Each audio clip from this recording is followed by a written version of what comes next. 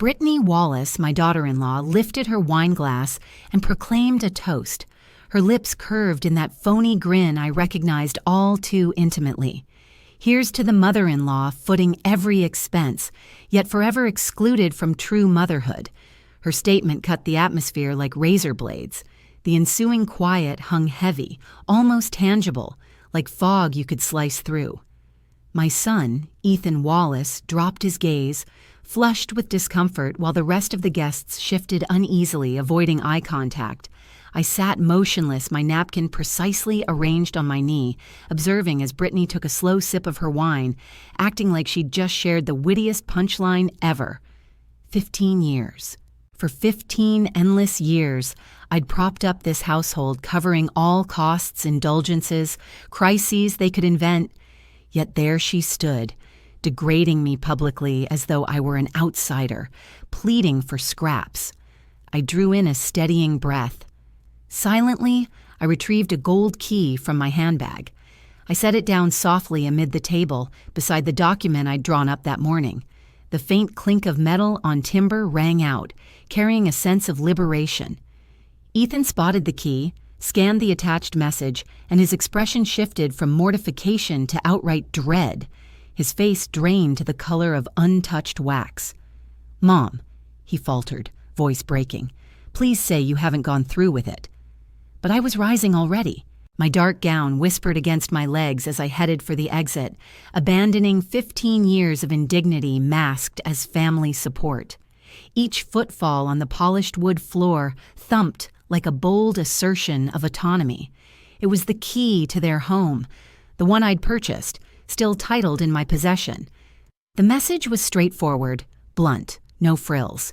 "You've got 30 days to move out. Official documents arrive tomorrow." Rosalia, I recalled stepping into that home 2 decades back. A 49-year-old widow, grieving yet resilient, with capable resolve. My spouse, Robert, had perished in a mishap, orphaning me but endowing a substantial legacy alongside a successful enterprise. Ethan had just turned 24 upon wedding Brittany, that charming, beaming young woman who addressed me as mom and embraced me whenever funds were required. Initially, it all felt organic. The young couple required aid to settle in. I possessed the resources. They harbored ambitions. I covered the initial payment for their initial residence, a pleasant 2-level abode featuring a rear garden where I envisioned future grandkids frolicking.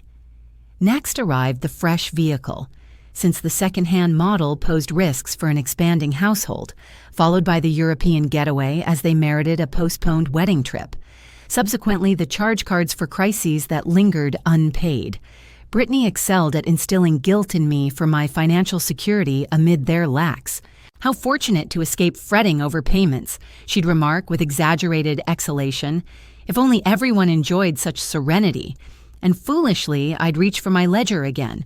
Over the years, I morphed into their private dispenser of cash. Monthly, I'd wire $20,500 to handle essentials. I settled the home loan, services, auto coverage, telecom charges, even fitness club dues. Upon the births of their kids, I funded the medical facility, caregivers, outfits, and elite education. I'd tallied it once. More than $400,000 disbursed across 15 years to sustain them. And never a genuine expression of gratitude, just presumptions, pleas veiled as pressing necessities, counterfeit grins paired with open palms. That meal proved the breaking point. Brittany had arranged a clan assembly, ostensibly honoring my 69th birthday. Yet upon entry, I sensed the discord. Her acquaintances were present.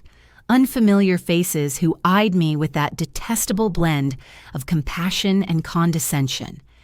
During the meal, she dropped veiled remarks about elders gripping offspring too fiercely and the value of generational independence.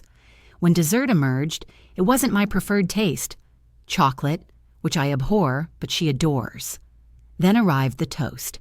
The instant my daughter-in-law chose to shame me before outsiders, casting me as the woeful patron who could never truly parent them.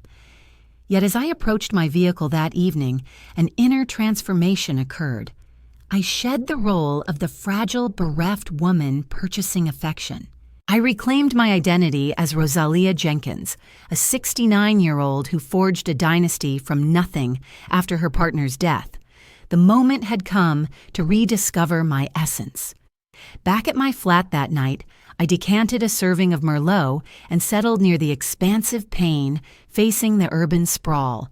The glows danced like terrestrial constellations, evoking memories of laborious evenings crafting my achievements. In the window's gleam, my image revealed a weary yet unbowed figure. My emerald gaze retained the fire that captivated my departed husband and daunted business rivals. I recalled Ethan's initial introduction of Brittany. At 22, she sported cascading chestnut locks and donned a vivid green frock. That accentuated her bright gaze. "Mom," Ethan had told me, flashing the uneasy grin he reserved for big requests. "I'd like you to meet the lady I plan to wed." Brittany had come over seeming timid, wrapping me in a firm embrace and murmuring, "I truly hope we'll bond like mother and daughter." Looking back, I was foolish to trust those words came from the heart. Those initial years felt like an extended family idyll. Brittany would ring me daily, sharing her schemes, seeking tips on furnishing the house, cooking dishes, and mastering the art of marriage. I was overjoyed to gain the girl I'd longed for but never bore. My union with Robert had gifted us Ethan, yet I'd yearned for a daughter to pass on my womanly wisdom, to exchange those private talks unique to moms and their girls. Brittany eased that longing temporarily. We'd hit the stores side by side, dine at upscale eateries, indulge in spa sessions and nail pampering. Naturally, I footed every bill, but gladly so, convinced I was building a real connection. Once she conceived Caroline, my inaugural grandchild, I attended each medical visit, snapped up infant outfits, outfitted the baby's room with top-tier gear I sourced. Caroline entered the world on a drizzly Tuesday in April. As the nurse handed her over, my emotions swelled, overwhelming my torso. That little one mirrored my vivid green eyes, our lineage's petite upturned nostrils, and when her small hand gripped my finger, I vowed to shield her no matter what. Yet, shifts crept in, quietly following Caroline's arrival. Brittany quit phoning for casual talks, contacting me solely for cash to buy nappies, milk powder, or fresh toddler attire. Lunch outings dwindled, and those that occurred typically wrapped up with her hinting at a minor cash crunch, requiring my aid. By Caroline's second birthday, Thomas joined the fold, my next grandson, a striking lad with his dad's raven locks and a cheeky grin evoking young Ethan. Raising two kids escalated costs, and I kept bankrolling it all sans gripe. Elite academies, swim classes, piano for her, dance classes, football for him, getaways to Disney World, Cancun's shores, Orlando's amusement spots, me always covering the tab, them always reveling. Ethan had quit his job 5 years back. Brittany persuaded folks he was immersed in a groundbreaking business idea demanding his full focus. Still, I witnessed no tangible outcomes. All I observed was a 39-year-old lounging abed till noon, gaming endlessly as his spouse hosted brunches with pals on my dime. Brittany's evolution unfolded slowly yet steadily. The reserved young woman I'd met morphed into an exacting figure, habituated to opulence sans effort. Her spending grew lavish, luxury purses pricier than an educator's full paycheck, brand-name footwear donned but once, routine spa rituals tallying thousands monthly, and I persisted in funding it. I stayed the quiet benefactor, the lavish nana, the in-law who refused nothing. Whenever I attempted limits, Brittany countered flawlessly. The kids require security, she'd claim, eyes brimming with contrived sobs. We can't let them sense any lack. Or the standby line, Ethan's under immense pressure from the venture. Toss in money woes and he might fall ill. Sheer control masked as familial worry. But that evening, perched at my windowsill clutching my wine, I at last grasped what I'd ignored for years. I held no place in their clan. I served as their cash machine. Love played no role. My funds were the draw. Respect absent. They endured me for the perks of my presence. Brittany's cheers had slammed home the truth I'd buried inside. To her, I'd never embodied a mom-like role, merely the wealthy senior footing tabs, and for some sad motive, purchasing her kin's warmth. That epiphany could have shattered me, yet it sparked an odd freedom instead. After 15 years, clarity struck unclouded. No need to remain their ploy's mark. I held sway to alter the terms. Rising, I headed to my workspace holding vital papers. I retrieved the property titles for the home housing Ethan and Brittany, the monthly credit bills I duly settled, the logs of scheduled wire transfers sustaining their lifestyle. It all lay stark in print, proof of 15 years squandered kindness. Yet I possessed more. I wielded the authority to halt it. The residence bore my name, the cards as well. The accounts dispensing support funds were solely under my control. In effect, by law, they possessed zilch. They'd been surviving on my goodwill, not any entitlements. And unlike binding duties, that kindness could vanish whenever I chose. I grabbed the receiver and rang my attorney, Greg Stevens, a thorough and confidential fellow who'd managed my legal matters for more than 10 years. "Greg," I stated as he picked up, despite the hour nearing 10:00 p.m., "I require you to draft every eviction form for the Maple Street residence right at dawn tomorrow. Plus, terminate all permissions for those secondary credit cards from my company." A pause hung on the line. "Are you certain, Rosalia? That's a major step." "I've never felt more convinced about a single thing," I answered, my voice steady in a way that caught me off guard. By 6:01 a.m. the following day, I was suited up and primed for what would become the pivotal moment of the past 15 years. I slipped into my pearl gray ensemble, the one that always instilled a sense of authority in boardrooms, and twisted my locks into a sophisticated chignon. Gazing into the glass, I beheld the fierce, unyielding architect of her fate, the version of me from before I morphed into the indulgent Nana. My initial outreach was to the financial institution. "Good morning. Rosalia Jenkins here. Please halt all recurring auto debits from my primary holdings without delay." The representative sought verification for each outflow. $20,500 every month for Ethan and Brittany's everyday costs. Terminated. $800 toward Brittany's vehicle installment. Terminated. $500 for the kids' after-school pursuits. Terminated. $300 for the country club dues. Terminated. "Are you positive about axing every one of these, Ms. Jenkins?" she inquired, her worry plain. "Absolutely certain," I shot back, no waiver in sight. "And revoke every extra card linked to my profile, the ones under Ethan Wallace and Brittany Wallace." I caught the swift clatter of keys. "Got it. They'll be frozen right away. Anything more I can assist with?" "Indeed. Update every login credential for my accounts and activate notifications for any suspicious login tries." Once the bank was squared away, I contacted Greg. He'd already begun assembling the paperwork from my prior evening request. "The eviction filings will be set by midday," he assured me. "Per regulations, a 30-day heads-up is standard, but with no rent or service payments from them, they're essentially guests of your charity. That opens up stronger options legally." "Excellent," I responded. "Also, scrutinize any debts or fiscal ties they've taken on citing me as guarantor. Flag anything urgent for my attention." Around 10:00 a.m., my cell buzzed incessantly. Ethan first. I allowed it to roll to messages. Then Brittany dialed in, straight to voicemail too. After 15 ignored attempts, I chose to engage. "Mom, what the hell?" Ethan bellowed through the speaker. "Brittany hit the grocery store and her plastic got declined. We rang the bank. They said everything's locked down."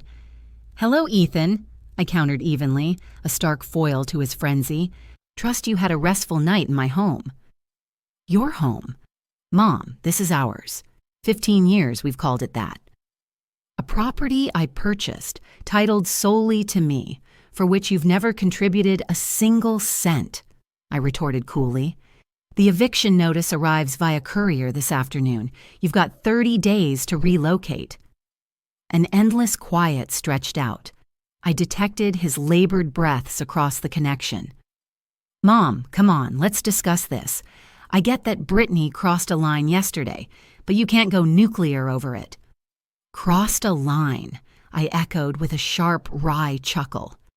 "Ethan, your spouse shamed me before outsiders after I'd bankrolled your household for 15 years straight. But that's not the core sting. What truly irks me is your silence. You just watched it unfold. In all this time, you never once stood up against her cutting remarks." "She didn't intend—" "Oh, she intended precisely that," I cut in. "And you recognize it.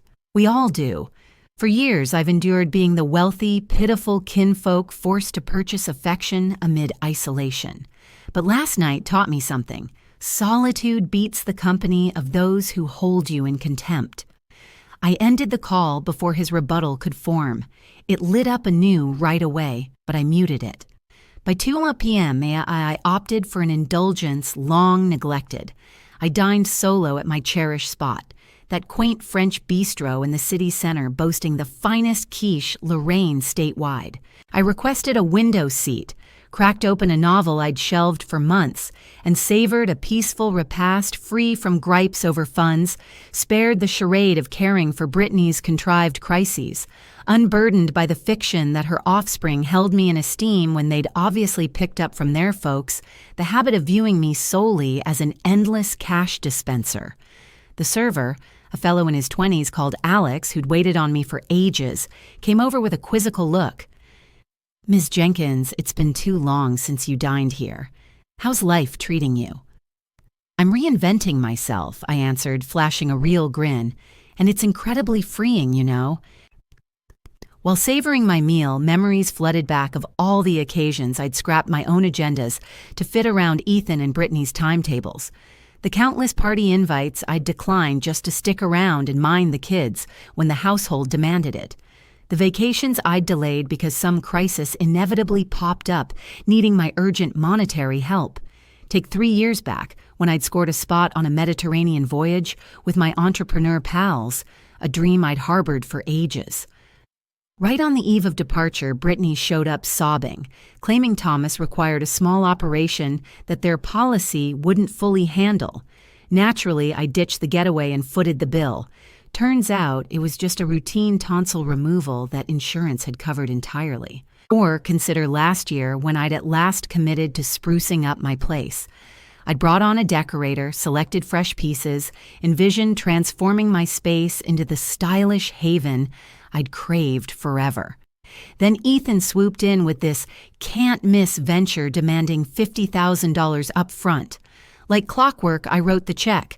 That golden opportunity, a total Ponzi flop that vanished every cent within half a year. My decor stayed frozen in time from a decade prior. It felt like my existence had been suspended for 15 years, perpetually on hold until the clan deigned to let me breathe. Yet that afternoon, perched at my go-to eatery, immersed in my novel without interruption, it hit me. I didn't require approval from anyone to simply be. My cell buzzed with a ping from Brittany. "Rosalia, can we chat like grown-ups?" The little ones are baffled by why Nana's upset. It's hitting them hard. Classic move, deploying Carolyn and Thomas as human barricades, twisting every issue into kid drama when it was all about her leeching ways. I texted back, "The kids are welcome anytime. You and Ethan get out in 30 days. No debate." Her comeback fired off instantly. "You're a spiteful, heartless lady. Ethan nailed it about you." I scanned the words and, for the first time in ages, let out a loud guffaw right there amid strangers. Diners at adjacent spots glanced over curiously, but it was irrelevant. There was profound freedom in witnessing their unmasked selves at last, raw and real. Ethan had me pegged, I whispered inwardly. That implied they'd gossiped about me for years, no doubt chuckling at how effortlessly they pulled my strings, how starved I was for a sense of purpose. But that version of me was history. The person rising from that bistro seat was utterly transformed. Later that day, back at my building, I spotted Ethan lurking in the entrance hall. He slumped in a plush lobby chair, fingers clasped, gaze downcast like a scolded kid. Spotting my approach, he jumped to his feet, and for the first time since his teen days, his eyes held something absent for so long, real dread. "Mom, hear me out," he pleaded as I headed for the lifts. "We need to discuss this. It's spiraling." "You're spot on," I shot back, not breaking stride. "It spiraled ages ago, back when you kept letting your spouse trample me while I bankrolled your existence." He trailed me to the elevator. "I can clear it all up. Brittany's under pressure. The children's been a handful, and yesterday evening she merely revealed her honest feelings about you." I cut him off while hitting the button for the 10th level. "The real tragedy, Ethan, is you stood idle for it. Your boy watched mutely as his partner demeaned his own mom." The doors parted on my level and he tagged along to my unit. "Mom, just let me inside. We can sort this family style." I paused, key poised, and faced him. Odd to behold my 39-year-old boy begging like a tot. All those years, I'd poured so much into propping him up with funds that I'd neglected schooling him in accountability. "Family," I echoed the term like it was brand new to my ears. "Ethan, when's the last time you dropped by without angling for cash? When did you last ring just to check on me? When have you ever stood up for me against one of Brittany's spiteful barbs?" He parted his lips to respond, but nothing emerged. His face betrayed frantic rummaging through recollections for any counterexample. As I had mentioned earlier, but he drew a blank. "Precisely." I pressed on. "You can't recall even one instance because it simply hasn't occurred in your life. I'm not truly family to you. I'm just a bank machine with emotions attached. And last night, Brittany drove home the point that you don't even value those emotions." I swung open my apartment door and faced him for the final time. "The official paperwork will reach you this afternoon. Review it thoroughly. You've got precisely 30 days to secure alternative housing. Beyond that, I'll involve law enforcement if required, and if we refuse to go." His voice carried a blend of rebellion and pleading. "Then you'll learn firsthand what it's like to face a mother who won't stand for insolence." I shot back before shutting the door. I poured a serving of white wine and settled into my cherished armchair, overlooking the sprawling cityscape below. My phone buzzed incessantly, though I'd silenced it. Each vibration signaled yet another frantic plea from Ethan and Brittany to sway my decision. By 6 p.m., the building's concierge rang to say a courier had delivered crucial papers. "Set them aside at the front desk," I instructed. "I'll collect them in the morning." It felt oddly serene to bask in such total calm, aware that my son was likely downstairs, getting handed the eviction notice that would upend his world. That evening, for the first time in ages, I enjoyed a quiet meal. I fixed some seared salmon paired with asparagus. I uncorked a special bottle of wine I'd tucked away for a noteworthy moment and let classical tunes play softly. No one griped about the menu. No petty squabbles needed my intervention. No forced attention to Brittany's exaggerated tales of her club acquaintances. It was just me, my dinner, my soundtrack, and my solitude. While rinsing the plates, a memory surfaced from a talk with my departed husband, Robert, mere weeks before he passed. We lounged in the yard of our initial home, observing Ethan kicking a soccer ball across the grass. He was 14 at the time, fresh from clashing with us over finishing assignments prior to hanging out with pals. Are we indulging him too much? I'd wondered aloud to Robert that day. He paused thoughtfully before answering. "Love without boundaries isn't real love, Rosalia.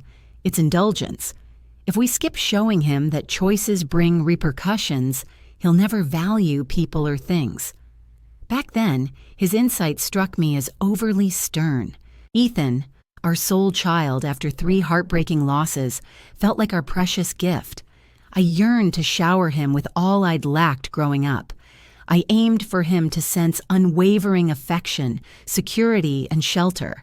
Yet now, nearly 25 years on, Robert's wisdom rang true. My boundless affection had forged a man devoid of accountability. My endless giving had nurtured someone who prized nothing, having gained it without striving. The harshest truth was how I'd let that cycle spill over to his spouse and kids. My dear grandchildren, Caroline and Thomas, were maturing under identical illusions. They anticipated Grandma Rosalia footing bills for elite academies and lavish getaways, sans lessons in perseverance or sincere thanks. But altering that now seemed impossible. My phone hummed with a text from an unfamiliar contact. "Grandma, it's Caroline. Mom borrowed the neighbor's device since ours is off limits," she claims. "Are you really done loving us? Why's Dad in tears?" My chest tightened. Caroline was merely 14, mirroring Ethan's age during that garden chat with his father. The entitlement to Grandma's funds wasn't her doing. It stemmed from her surroundings.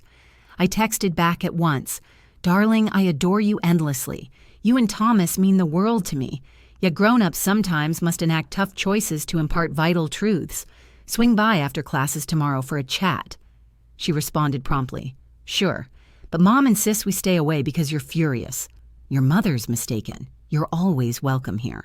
Let your father know I look forward to seeing just you and Thomas at 4 p.m. tomorrow. Your parents and I need to hash out grown-up matters first, but my home remains yours." With that sent, a deeper ease washed over me. My grandkids shouldn't suffer for their folks' errors, though they must grasp that deeds carry outcomes, and that regard is essential in kinship. That night, slumber came easier than it had in months. No dreams haunted me of mounting debts.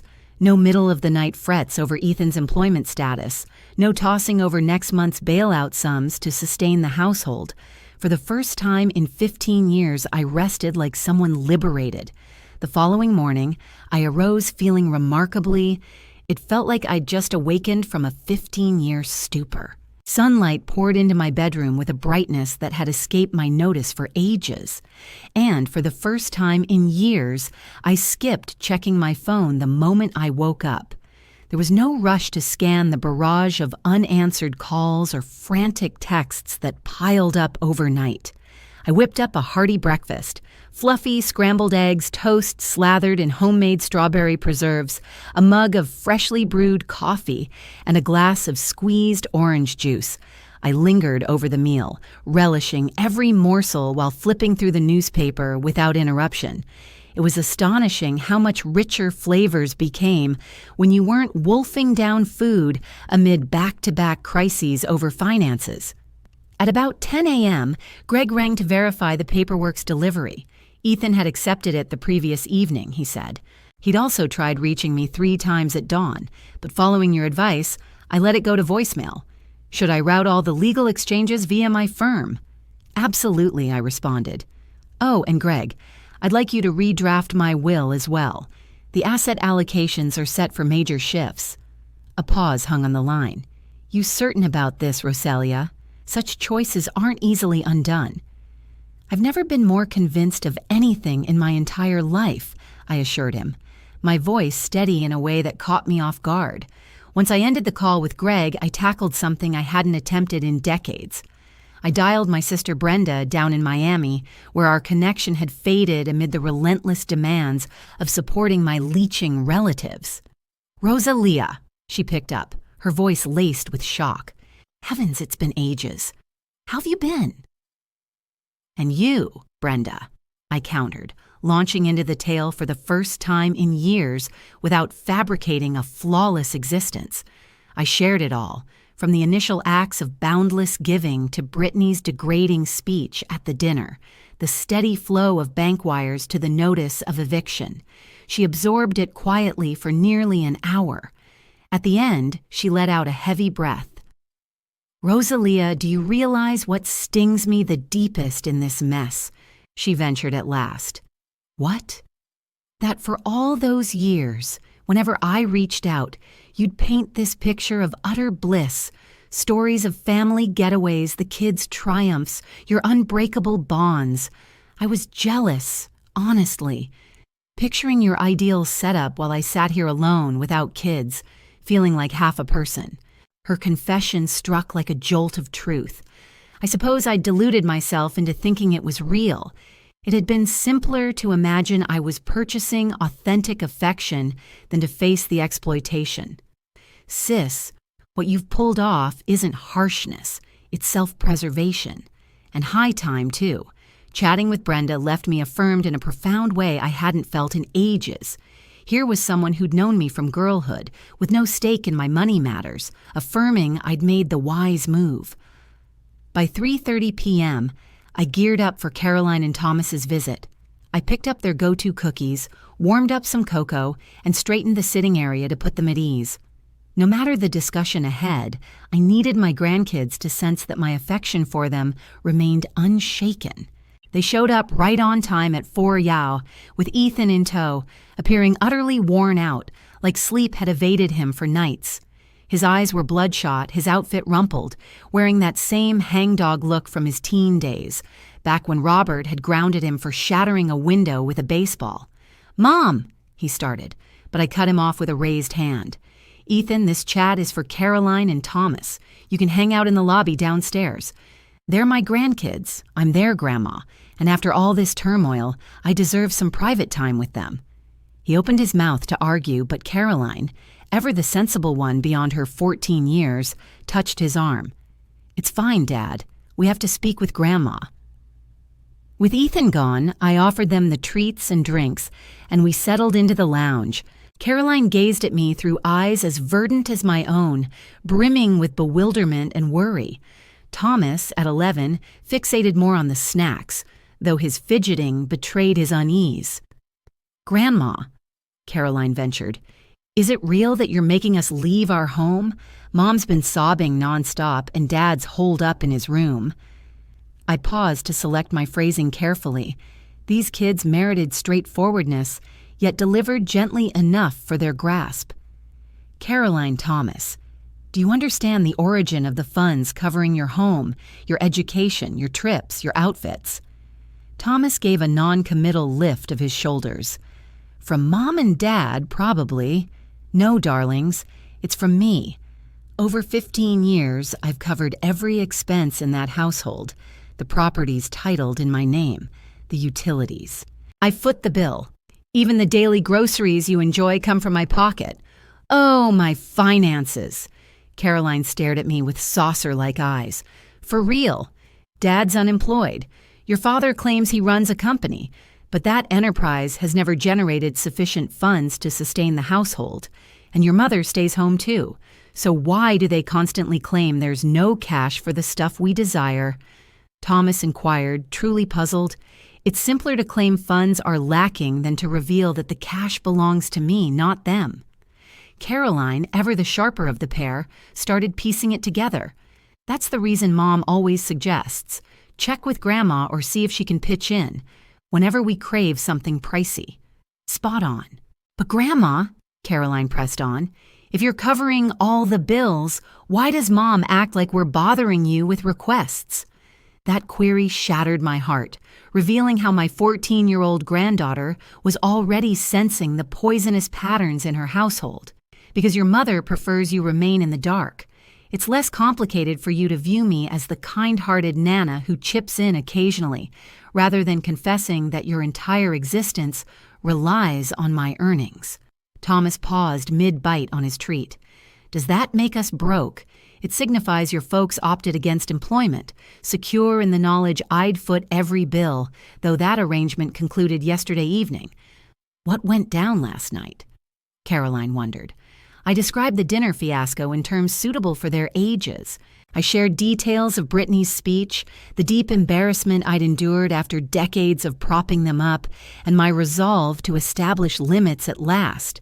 "So, are we relocating?" Thomas whispered softly. "Your parents must discover means to provide for themselves and you two." "Absolutely. Yet that won't erase you from my world. You're my grandkids, and my affection for you surpasses everything." "But you won't support us financially any longer," Caroline clarified. "I'll assist you differently. I'll ensure you get essentials, but I won't fund the extravagant habits your parents have grown fond of anymore. More crucially, I'll impart lessons on diligence and dignity." Caroline gave a thoughtful nod. "I believe I'm getting it. Mom occasionally badmouths you, and it's always left me uneasy, though I couldn't pinpoint why. What sort of remarks? She claims you're domineering, wielding your wealth to control us, enjoying our reliance on you since your own life feels empty. The agony of those phrases from my granddaughter's lips was beyond words, yet it also brought release.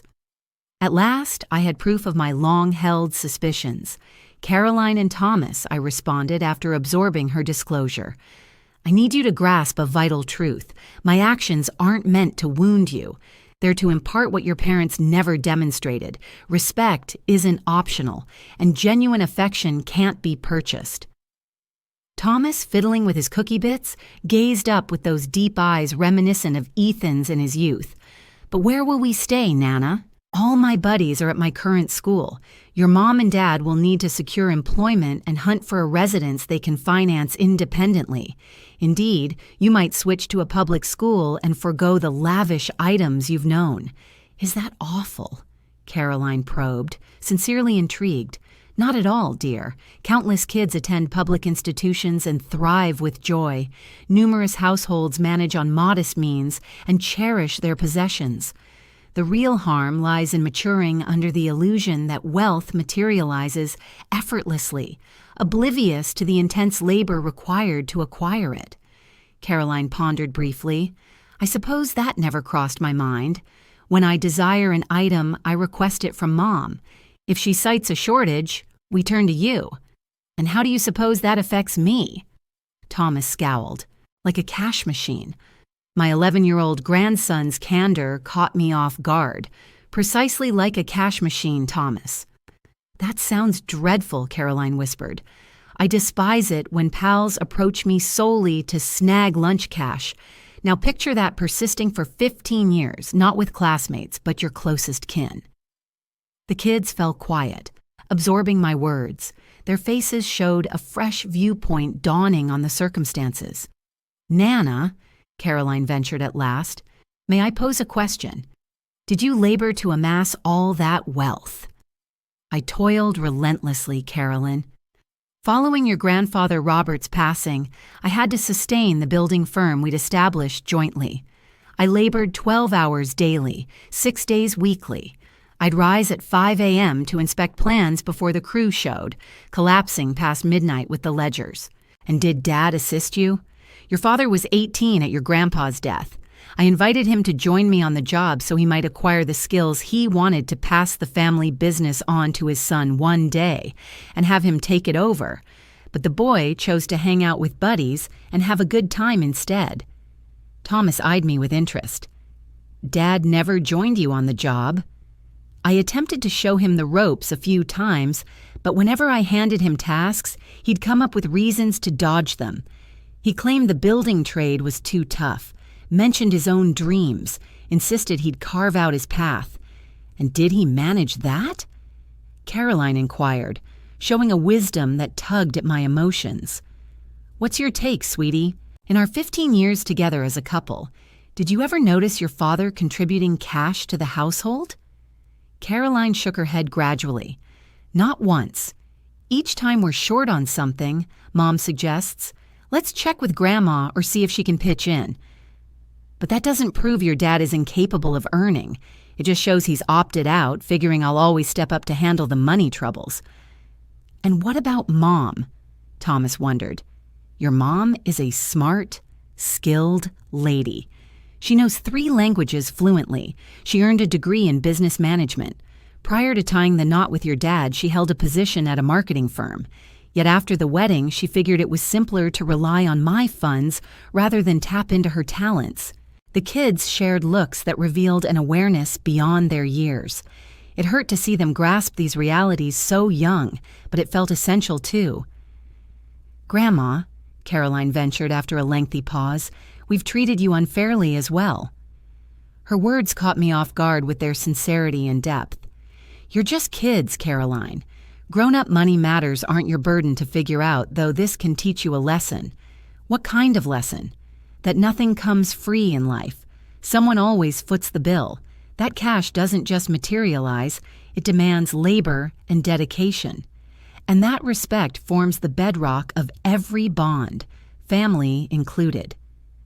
Thomas lifted his hand like he was in school. "I'd like to pick up some work skills. I could assist at your firm, Grandma." His suggestion moved me profoundly. "You're still too little for construction sites, Thomas, but we can begin with basics. Try handling your pocket money wisely. Pitch in on home tasks to earn a bit more. Start seeing how worthwhile stuff takes real work." "What about me?" Caroline chimed in. "I'm 14 already. You could take on weekend gigs. Mind younger kids. Run errands for folks nearby. Shelf items at a shop. Start stashing cash for your own wishes. But does that mean you won't support us anymore?" Thomas questioned, sounding worried. "It means I'll guide you differently. Rather than handing over every desire without sweat, I'll show you how to claim it on your own. Instead of funding every fancy, I'll ensure you get the essentials. And rather than letting your folks hide behind you to skip jobs, I'll demonstrate how a family can step up and put in the effort." Caroline bobbed her head, reflective. "That seems like a smarter approach, Grandma. It stings to realize you covered all the costs while Mom badmouthed you. You regret that." "Yeah, it shows we've been caught up in a sham. Mom kept saying we were well off, that Dad ran a thriving venture, that we had it good. But truthfully, it was your support all along. And knowing that, how does it sit with you?" "Embarrassed," Caroline confessed, "and furious too, since if I'd understood sooner, I'd have appreciated you more. I'd have thanked you for every expense instead of assuming it was normal." Thomas agreed eagerly. "Right, like our Disney World adventure last year. Mom claimed she'd scrimped for ages to make it happen. But you footed the whole bill, didn't you? I covered the flights, lodging, entrance fees, meals, mementos, the works totaling $8,000. $8,000. Thomas gasped. "That's huge. Why would Mom fib like that?"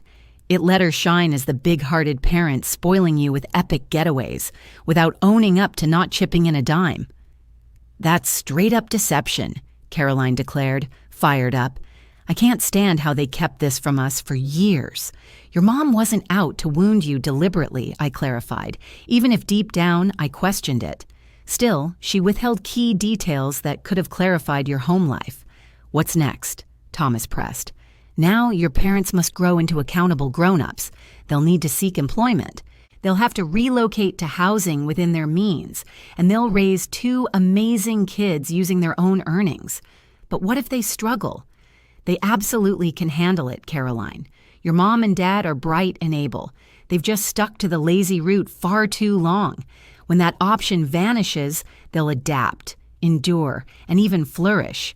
Do you believe they'll—" Would Thomas and his sister get mad at us over this talk?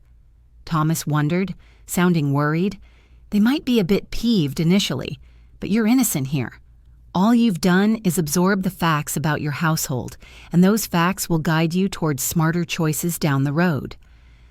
Once Caroline and Thomas headed out that afternoon, I settled into the living room, pondering our recent discussion. Watching the slow dawn of awareness in their expressions and seeing how they grappled with their home's harsh truths stirred a blend of sorrow and optimism in me. Sorrow over the tough lessons they'd faced so young, yet optimism because at last, someone from that clan was starting to grasp the importance of effort and courtesy. My phone buzzed at about 8:00 p.m. It was from an unfamiliar caller, but I picked up anyway. Rosalia. A female voice came through that I didn't place right away. "Who's speaking?" "It's Brittany. I'm using my neighbor's line since you shut down ours." "Oh, Brittany," I responded evenly, knowing it would rile her up. "What do you need?" "What do I need?" she echoed, disbelieving. "Rosalia, you've just wrecked your own kin's world. Do you grasp what you've unleashed?" "I get it completely. I've halted the support for 2 able-bodied grown-ups who've opted out of employment for 15 years. You have no right. The kids don't merit this. You're spot on. The kids never warranted raising in a home riddled with deception, where they learned cash materializes out of thin air, and that scorning the provider of all is fine. I never scorned you, Brittany. Just yesterday in front of company, You declared I'd never qualify as a true parent after footing all your bills, all your caprices, all your fabricated crises for 15 years. The line went quiet. I could hear her breathing heavily. I was tipsy, she whispered at last. I didn't intend it, sure you did. That's been brewing in your mind for ages, and yesterday, liquor gave you the nerve to voice it. My sole regret is how long it took me to really hear you out. Rosalia, please, can we mend this? Can I make amends? I swear I'll transform. Make amends. Transform, I echoed with a sharp chuckle. Brittany, you're not sorry for your words. You're sorry the free ride's over. If my cards were active, you'd never be dialing me now. That's false. It's utterly true. Tell me, Brittany, when's the last time you rang just to check on me? When did you last suggest a meal without some money crunch to hash out? Another drawn-out pause. That's what I figured. I pressed on. To you, I've never been kin. I've been a walking bank with emotions.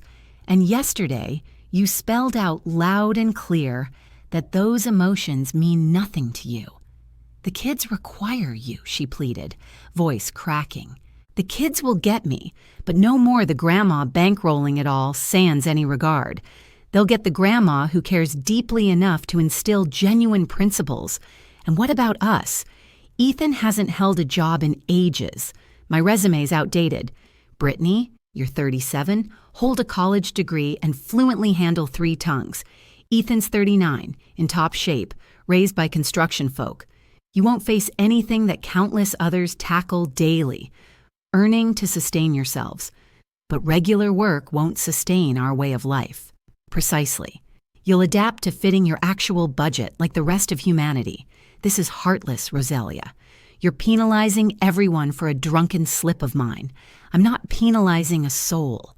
I'm ceasing to enable a doomed setup. For 15 years, I've let you exceed your limits on my dime. And over those 15 years, your regard for me has dwindled steadily. That's inaccurate. Wrong, Brittany. Do you realize the sum I've poured into your household over the past 15 years? No, not precisely. $422,000. That figure skips birthday and holiday presents, trips, or urgent health costs. It's solely routine monthly outlays. A stifled sob echoed from her side. And how often in those 15 years have you hosted a dinner to express gratitude? How often have you arranged a thoughtful gesture, funded from your pocket? You, us.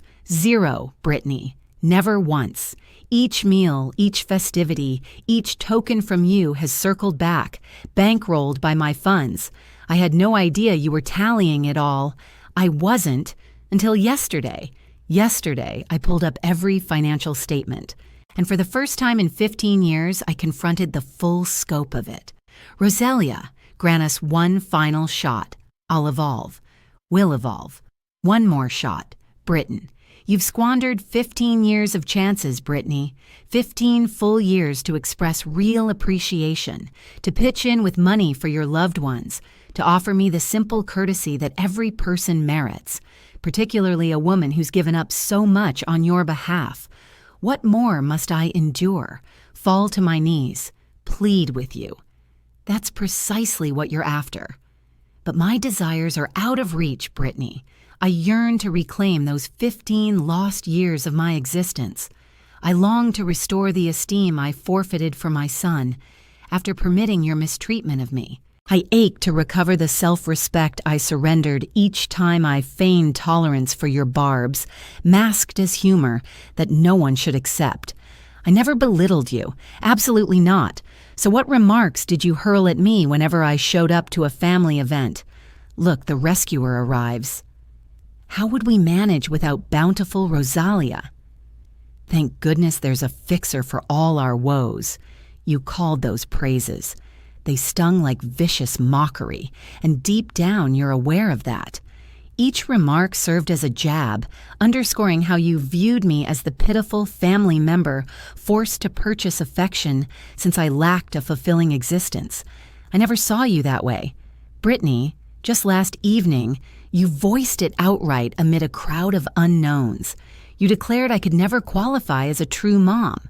Have you grasped the impact of those words on a widow who buried her spouse at age 49 and poured the following 20 years into nurturing her kin? Sobs echoed from her side of the call. It signifies, I pressed on, that despite 2 decades of devotion, my very daughter-in-law deems my efforts futile simply because I didn't bear my own grandkids. I didn't intend it that way. Nonsense. You absolutely did. And honestly, Brittany, you're spot on.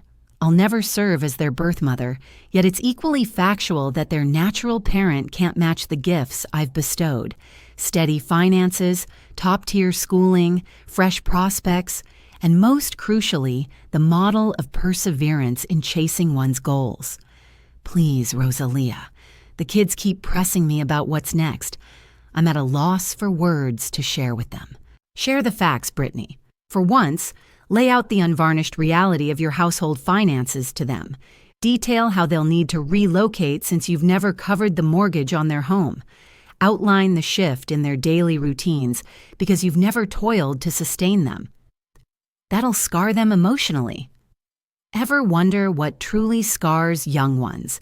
Maturing in a home riddled with deception. Maturing under the illusion that cash materializes from nowhere. Maturing oblivious to the worth of labor and dedication. That's the genuine wound, Brittany.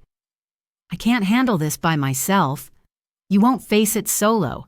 Ethan, your spouse, will stand beside you. Recall the vow you took with that man through prosperity and hardship. Now's the moment to grasp the depth of hardship. Once I ended the call with Brittany, I uncorked a bottle and savored a glass of wine while settling onto the balcony, gazing at the urban expanse unfolding below. As dusk fell and streetlights flickered alive, for the first time in ages, that panorama failed to evoke the duties awaiting me come morning. No outstanding debts from others loomed. No fabricated crises demanded my intervention. No frantic pleas required response. It stood there, purely stunning. My cell buzzed with a text from Caroline. "Grandma, I chatted with Thomas and we're clear on the situation. Plus, we'd like to drop by Saturday, just us, minus Mom and Dad. We're eager to connect with the authentic you, beyond the one who footed all the bills." Those sentiments move me profoundly, bringing tears to my eyes. Amid the venom of recent events, scanning that note reaffirmed the purpose behind my choices. I texted back without delay. "Absolutely, my darlings. I'll be ready for you Saturday at 10 a.m. We'll share a meal, and afterward, I'll share tales of your grandfather Robert that are new to you."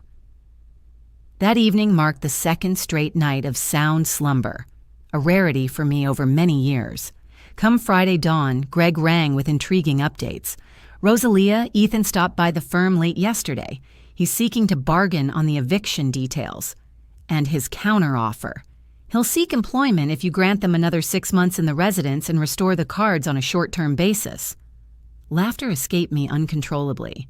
"Greg, catch the absurdity here. My 39-year-old boy is bargaining over employment like it's a grand concession. The sarcasm isn't lost on me. How should I respond? Convey that it's a compelling pitch, yet he must demonstrate commitment prior to any delay on my end. Commitment? How?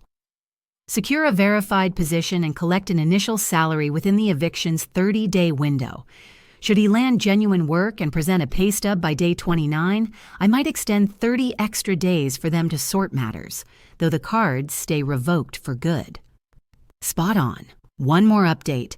I've examined every fiscal obligation they could have racked up using I used your name as collateral. I discovered 3 department store credit cards that you had no idea about. What? It seems Brittany had requested cards from Nordstrom, Macy's, and Saks Fifth Avenue, relying on your financial details for approval. The outstanding balances add up to around $50,000. It hit me like a punch to the face. Is that even allowed? In legal terms, it's fraud. But given that they're your relatives and you've covered all their previous expenses, pressing criminal charges might prove challenging. Still, you can challenge those charges and get the accounts closed right away. Handle it now. And Greg, please look into whether there are any other surprises we haven't uncovered. If they've accessed my credit without permission, I deserve the full picture. Once I ended the call with Greg, I lingered at my desk trying to absorb this latest revelation. Beyond relying on my kindness for 15 years, they had engaged in identity theft for financial gain. The sense of betrayal cut even deeper than I'd anticipated. That very afternoon, I took a step I hadn't in ages. I reached out to my longtime college acquaintance, Isabel Miller, someone I drifted apart from amid the all-consuming demands of raising my demanding clan. "Rosalia," she responded, clearly taken aback. "My word. How long has it been?" 10, 15 years. Far too long, Isabel. I've been trapped in my own world, but I've finally snapped out of it.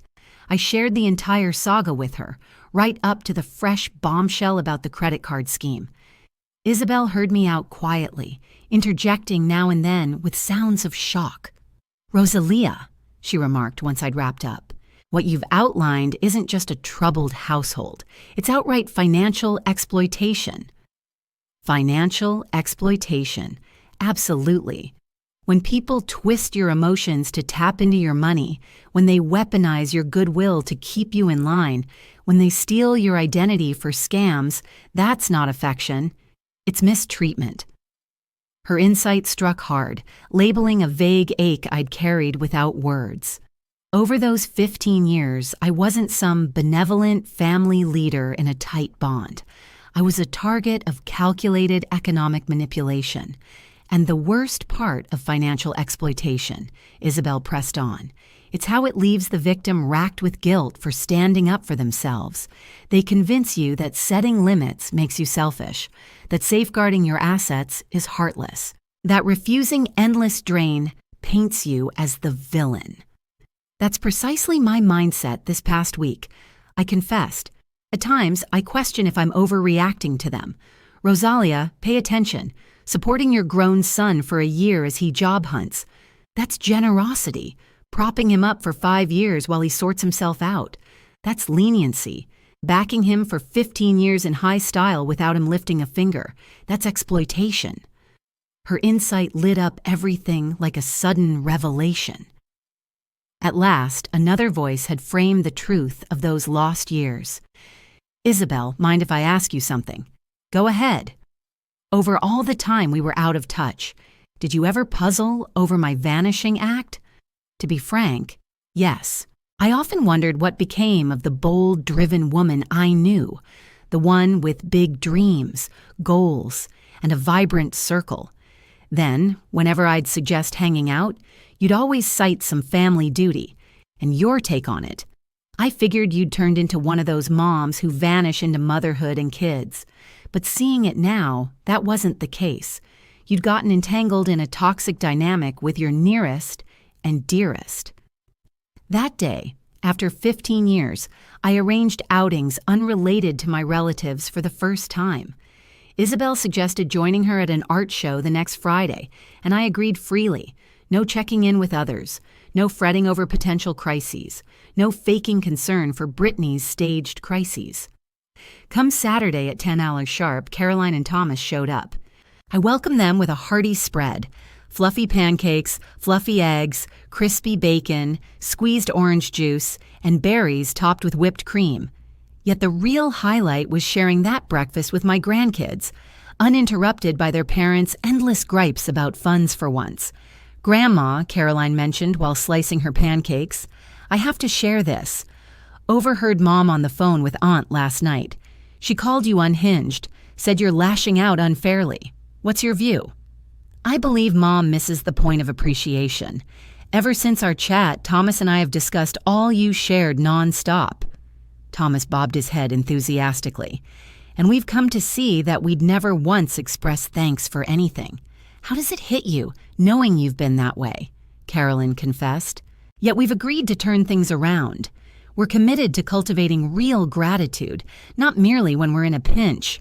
Plus, we aim to get better at pitching in." Thomas chimed in eagerly. Caroline shared that she's hunting for a gig looking after kids, while I plan to assist our next-door neighbor with her shopping. I gazed at them, brimming with sincere admiration. In one straightforward talk, they displayed more grown-up feelings than their folks had managed over 15 years. "Listen," I said to them, "I believe you'll come out okay, regardless of how things go with your parents." "Really?" Caroline wondered. "Absolutely," I replied, "since you've grasped a lesson your parents missed. Worthwhile stuff demands hard work, and regard comes from deeds, not mere talk." 3 months on, there I was on the patio of a quaint cafe in Florence, Italy, musing over the Arno as the late-day light bathed the old structures in warm gold. Before me sat an ideal cappuccino, alongside a volume of verse I'd longed to dive into for ages. After so many years, my hours were utterly my own. The European jaunt had sprung up on a whim.